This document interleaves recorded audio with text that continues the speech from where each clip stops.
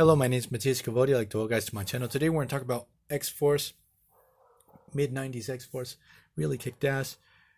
We're going to cover issues 48 to 57. Jeph Loeb is the writer. Adam Polina does most of the art in these issues. As I mentioned in a previous video, I really love Adam Polina's art. And this particular time of X-Force, the lineup is fantastic. I really love having Caliban on the team. Love the uniforms. I love the villains that they go up against. We have the whole build up to Onslaught. So without further ado, we're gonna give you guys a brief overview about the things I liked and didn't like about these particular issues. They're a real fun read. Like, if you're interested, go back, read them. They're a real fun ride. So in issue 48, we have X-Force confronting Boom Boom over her whole relationship with Sabretooth. Sabretooth pretty much after being stabbed in the head by Wolverine, seemingly reverted to a more animal-like state, but he's like more innocent. He's like a good Sabretooth. So Boom Boom would go every night, take him some milk and cookies and give him stuff like that. And X-Force is just really worried that Sabretooth is actually playing dumb. He's still the really evil Sabretooth that everyone knows and hates, and that he's using her. So we get this whole situation with Meltdown or Boom Boom. Like, she's always changing her name. And I actually have this editions in Spanish because I live in Argentina. So they always have very different names in the translation compared to her American name. So the English name. So that's what goes down in this particular issue. The conflict between the team and Boom Boom. And Boom Boom just getting really pissed off because they don't seem to trust her. We have Holocaust, who's arrived to the Marvel 616 universe after destroying Magneto's space base. I can't remember the name of the base now. Avalon, there we go. Lands on Earth. He's received by Sebastian Shaw and actually gets recruited. These two baddies are going to start working together.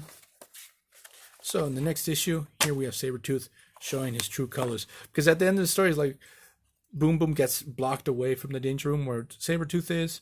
She's like really, really sad about the situation. And we discover that Sabretooth is back to his evil self.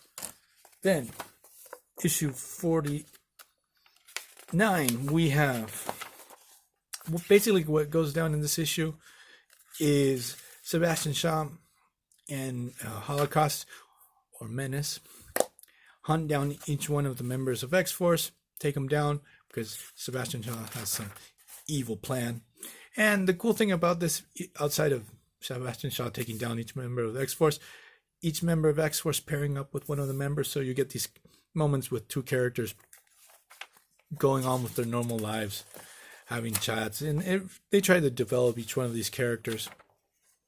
So that's what goes down in this particular issue.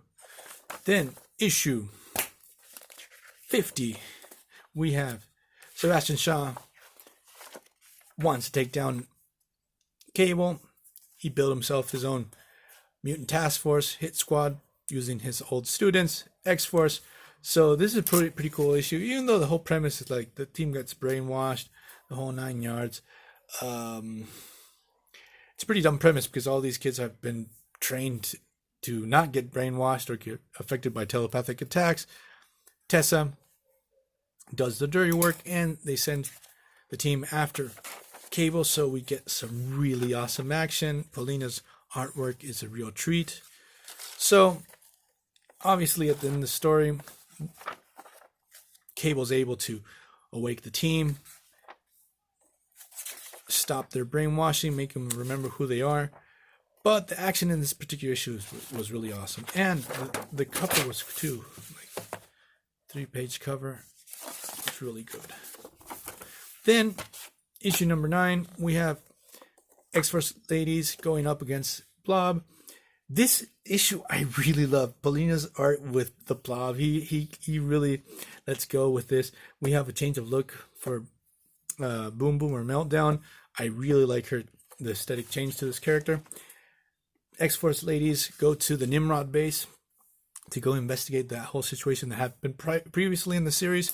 with the whole Nimrod technology. When they get there, Blob, he got a power upgrade, has already taken all the technology and stolen it for Onslaught.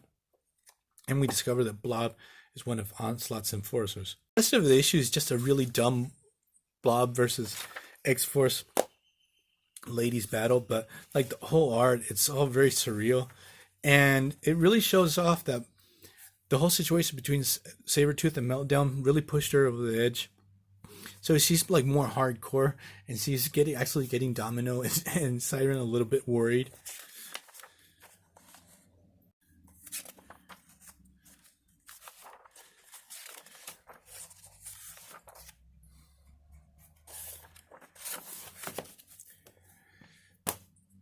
Then in the next issue, the edition here in Argentina had issues, as you can see. Like every single version, there's not one that doesn't have this printing error.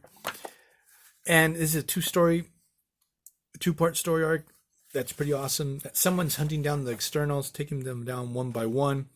Gideon's the first one to go down. He's dead.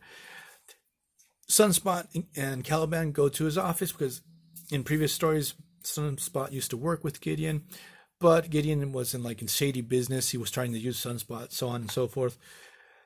He gets there. He's been killed. Two other externals, these immortal mutants, arrive, accuse Sunspot of killing him. Absalom and Cruel. Obviously, a totally awesome battle ensues.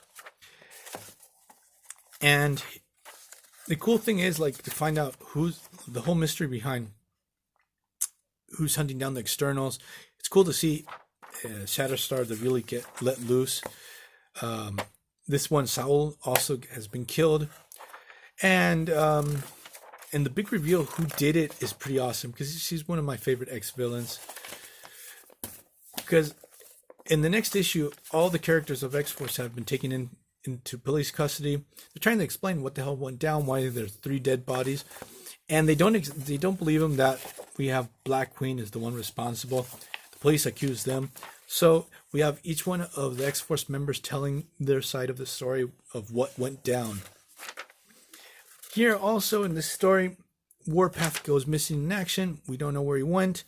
We have the big mystery of Shatterstar, who the hell he is, because it seems to be the police have registered of him, his fingerprints as a Benjamin Russell dude, but the Shatterstar is supposedly from the Mojiverse. So we have that whole mystery that they really messed up how they told it, because the story is terrible. It's really, really choppy. So we have X-Force having to deal with Black Queen, insanely powerful villain. Cable has to drop in, give his kids a hand, but he's also defeated. Black Queen gets away scot-free. And also there's a reference to Zero Tolerance. We have Bastion in the shadows. This is the first reference of Bastion, probably one of the first ones. Then in the next issue, which is issue, I'm going to tell you, 55, we have X-Force having the rescue a mystery character. So pretty cool battle story where they have to infiltrate S.H.I.E.L.D.'s helicarrier. Also, Cable has some bad blood with S.H.I.E.L.D. during this time, so there's a little bit of payback, a little bit of retribution here. Again, we get a cool moment where Shatterstar gets let loose, and the character that they're trying to rescue is Cyclops. There's a really badass moment where Cyclops lets loose with his powers with a little bit of Cable and takes down everyone from S.H.I.E.L.D. Just leaving GW Bridge standing, he gets KO'd. So this is a pretty fun story, short, brief, but with tons of action, some pretty good character moments. Then 56. Prior to this story, Siren had infiltrated the psychiatric hospital called the Weissman Institute, and she went deep undercover for Xavier and for Cable. And when she went out, she doesn't remember what really went down. The whole place is a big mystery. And then one day she remembers that the one that actually got her out is Deadpool. So she goes back with Shatterstar to rescue Deadpool. And the whole insanity of what's going down in the Weissman Institute and who's the one behind this whole situation. Deadpool's mind is totally broken after this whole situation.